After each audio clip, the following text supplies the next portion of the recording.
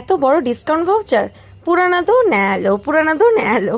সেদিনকে আমরা চলে গিয়েছিলাম স্মার্ট বাজারে, একটা অফার চলছিল, পুরনো জামা দিলে প্রতি কেজির ওপর কিছু ডিসকাউন্ট ভাউচার্স পাওয়া যাবে। তো আমরা সবাই মিলে এত কিছু বইতে নিয়ে চলে গিয়েছিলাম। সব মিলিয়ে 15 কেজি মতো জামা কাপড়ের পরিবর্তে আমরা ডিসকাউন্ট ভাউচার্স পেয়েছি। দেখতেই পাচ্ছ তোমরা, এত ব্যাগ। আমরা তো লিটারেলি হাঁপিয়েই উঠেছিলাম। কিন্তু এই সব কিছু কোনোটাই আমার বারবির একদম নয়।